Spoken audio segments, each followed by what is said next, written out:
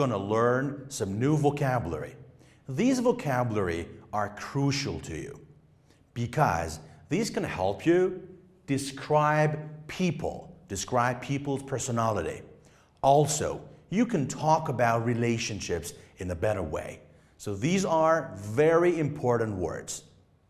You know, questions about people's personality or your relationship with people are so common in the IELTS test. And definitely, you're going to face one or some questions concerning describing people and talking about personalities. So let's get started. Stay with me. Character and personality. So I'm going to talk about how to describe people and talk about their character, not physical appearance. I'm talking about their personality. All right.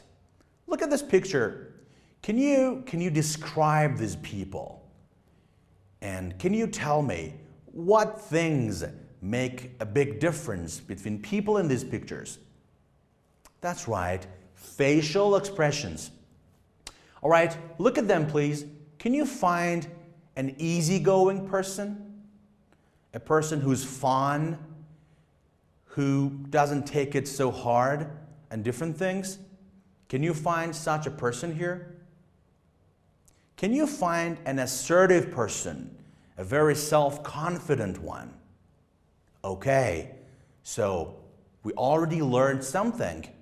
If you want to talk about people, if you want to describe people, you need some new words. And remember, these words are normally adjectives. Okay, look here.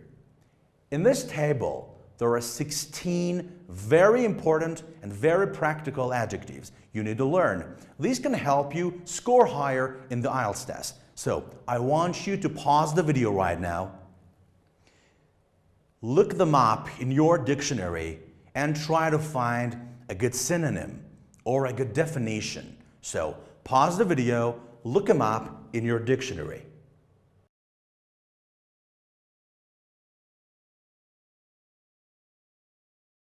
All right, so you've looked them up in your dictionary and probably you've got some definitions or some synonyms defining these words. But I'm going to ask you a question. Look at these words. Are these adjectives, nouns, or adverbs? That's right. They're all adjectives. Remember, you're going to describe people, give adjectives. You need to learn specific adjectives. And let me tell you something. These 16 are not everything in the world, but they can be quite helpful at a time of the exam. So try to memorize these 16 adjectives to describe people. But here, we're going to listen to a file to help you learn these new words in context, because the best way to learn new vocabulary is in produced language. It's okay to look up your dictionary, but that's not the best way. Listen carefully to the audio, try to understand what the person or people are saying, and try to find those adjectives in it. When you're listening, try to find the relationship between these adjectives and other words. There are always some clues, and these can help you understand what a word really means and how you really can use them in a real context. So please listen and try to understand. Here we go. The person I'm closest to in my family is definitely my mum, Kate.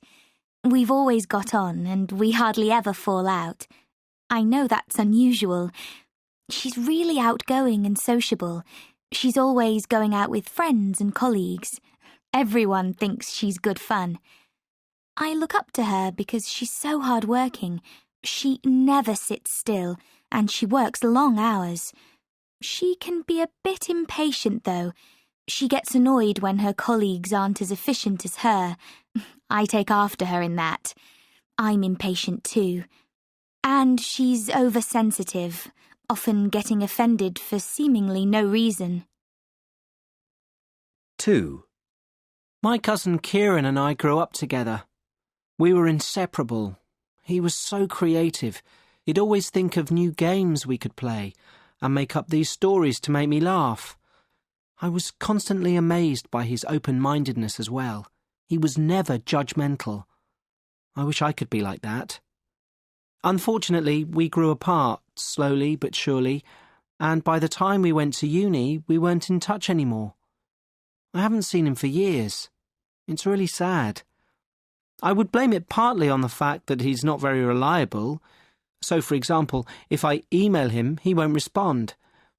I'm not sure what he's up to these days. 3. I know this is a cliché, but I don't get on with my in-laws, especially my mother-in-law, Jane. She's so nosy, always wanting to know what we're doing and who we're with, and she's terribly blunt, which means she quite often upsets us with things she comes out with. And then she can be quite stingy. When we go out for a meal with her and my father-in-law, she never offers to pay, even though they're much better off than us. I must say, though, she's extremely clever, and I do respect her for that. She set up her own business 5 years ago, and it's gone from strength to strength. She's so self-assured and ambitious too, which I suppose is why she's so successful in business.